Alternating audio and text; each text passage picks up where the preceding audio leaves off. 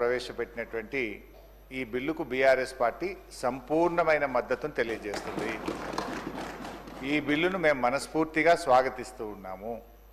అయితే ఈ బిల్లు ఎప్పుడు నిజంగా బీసీ వర్గాలు సంతోషపడతాయంటే బీసీ వర్గాలకు విద్యా ఉద్యోగాల్లో 42% రిజర్వేషన్ వచ్చినాడు. బీసీ వర్గాలకు స్థానిక సంస్థల్లో పట్టణ మరియు గ్రామీణ ప్రాంతంలో 42% రిజర్వేషన్ ఫలాలు వారికి పూర్తిగా అందినప్పుడు ఆ వర్గాలు చాలా సంతోషపడతాయి. అవి అందాలని కోరుకుంటున్నాం. అవి అందే ప్రక్రియలో రాష్ట్ర శాసనసభ ఏకగ్రీవ తీర్మానం చేయడంతో పాటు రేపు కేంద్రంలో పార్లమెంట్లో పోరాటానికి కూడా బీఆర్ఎస్ పార్టీ కలిసి వస్తుంది. మాకున్న 4 రాజ్యసభ సభ్యులు కూడా ఏకగ్రీవంగా ఈ బిల్లుకు మద్దతు ఇస్తూ మేము ఓటేస్తాం. అయితే ఈ బిల్లు పాస్ కావాలంటే ఏం కావాలి అధ్యక్ష? రాహుల్ గాంధీ గారు ఇలా ప్రధాన ప్రతిపక్ష నాయకుడు, 100 మంది ఎంపీలు ఉన్నారు. వారు మరి ఈ బిల్లు మీద ఒత్తిడి తేవడానికి పార్లమెంట్లో వారు కృషి చేయాల్సినటువంటి అవసరం ఉంది. దానికోసం వారిని గట్టిగా రాహుల్ గాంధీ గారు ఇలా పూనుకోవాల్సినటువంటి అవసరం ఉంది. అయితే మా మిత్రులు పొన్నం ప్రభాకర్ గారు మేమేదో మిస్గైడ్ చేస్తున్నాం అనేటువంటి మాట మాట్లాడినరు. అది కరెక్ట్ కాదు. ఈ బిల్లు విషయంలో రాష్ట్ర శాసనసభలో గతంలో కేసీఆర్ గారు ఉన్నప్పుడు కూడా అధ్యక్ష మేము మార్కెట్ కమిటీ చైర్మన్లలో డైరెక్టర్లలో బీసీలకు 50% రిజర్వేషన్ తెచ్చింది బీఆర్ఎస్ పార్టీ.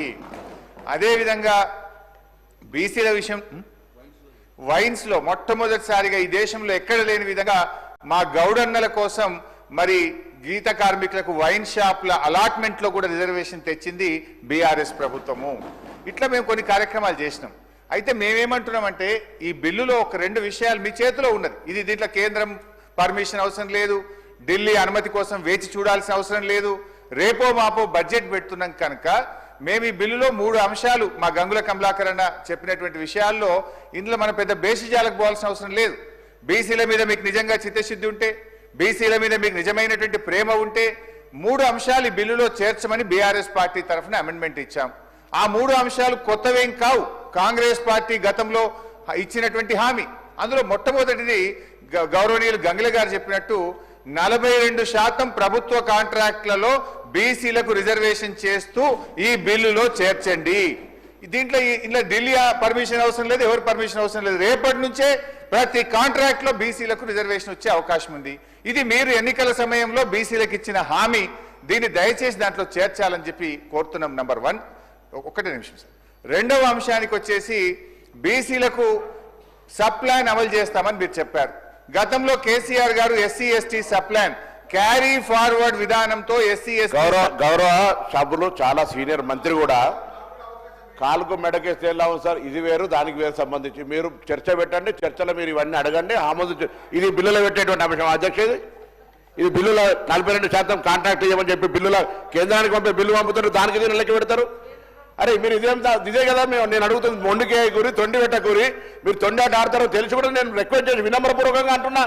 నేనేమడుగుతున్నా సార్, 42% రిజర్వేషన్లది, వైన్స్లది, లేకపోతే ఇతరాత్రకు సంబంధించి ఈ బిల్లుకి ఏం సంబంధం అధ్యక్ష? ఈ బిల్లు అరే దానికి సంబంధించి చర్చ పెట్టండి, మీరు అడగండి, మీరు అమెండ్మెంట్ ఇవ్వండి. కానీ దానికి సంబంధించి కాక పెద్ద ఇదే బిల్లు. అరే మీరు ఈ బిల్లుకు సంబంధించిన విషయంలో ఇవాళ కేంద్ర ప్రభుత్వం కూడా మన ముక్త కంఠాన్ని మన గొంతు ఒక్కటే వింటున్నాడు. ఢిల్లీకి బరాబర్ ముఖ్యమంత్రి గారు ముందే చెప్పినారు, ఢిల్లీకి వెళ్దాం అందరం చెప్పినాం. పొద్దున శాసనసభ్యులందరూ ఢిల్లీకి వెళ్దాం, అందరూ అన్ని పక్షాలను తీసుకెళ్లడానికి రెడీగా ఉన్నారు. వీరు మనం బరాబర్గా కేంద్రం ఒప్పించే ప్రయత్నం చేద్దాం. దానికి సింగిల్ టోన్ పోవాలి తెలంగాణ నుంచి. తమిళనాడు మనకు ఆదర్శం.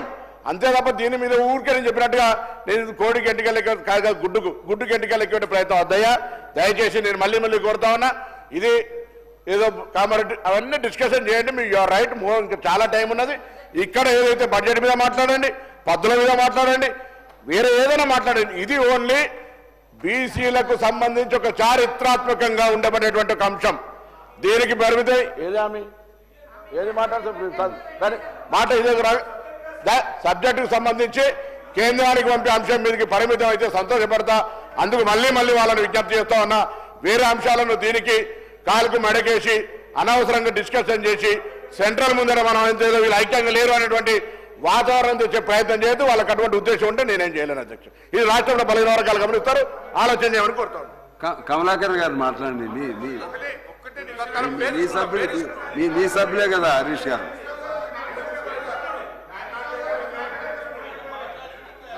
ఏలే మరలా ఇద్దరు మీరే సబ్జెక్ట్ ఒకటే. కమలాకర్ గారు దానికి ఆథరైజ్డ్ కాబట్టి మాట్లాడండి.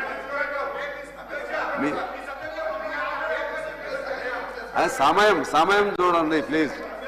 కానీ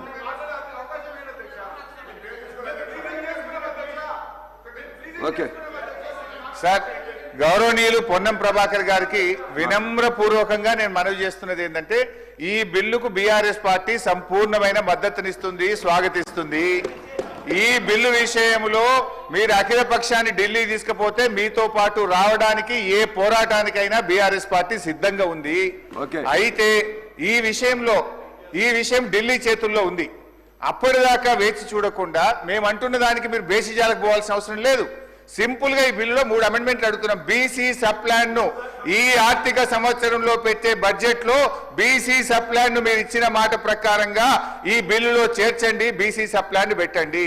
బడ్జెట్ లో 20,000 కోట్ల రూపాయల నిధులు పెట్టండి.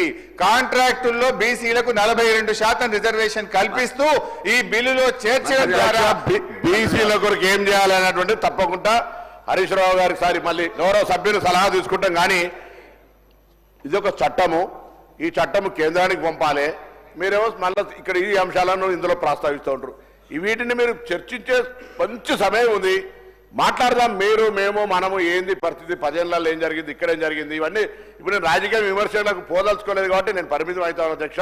ఇది చట్టము, మనం కేంద్రానికి పంపాలి. ఆడికి పరిమితం అయితే గౌరవ శాసనసభ్యుడు ఇప్పుడు మాట్లాడుతున్న గంగుల కమలాకర్ మరొక్కసారి కోరుతా ఉన్నా, ఆ పార్టీ నాయకుడు ఎరుకకి దయచేసి ఏం వినమ్రపూర్వకంగా మళ్ళీ కోరుతాం. ఇది గొంతు ఒక్కటిగా గట్టిగా మనం ఎప్పుడైనా జిందాబాద్ కొడితే ఎట్లా గట్టిగా కొడతామో అట్లా ఢిల్లీకి వినబడేటట్టుగా అందరూ కలిసి తీసుకుపోవాలని కోరుతా ఉన్నా. కమలాకర్ గారు ప్లీజ్.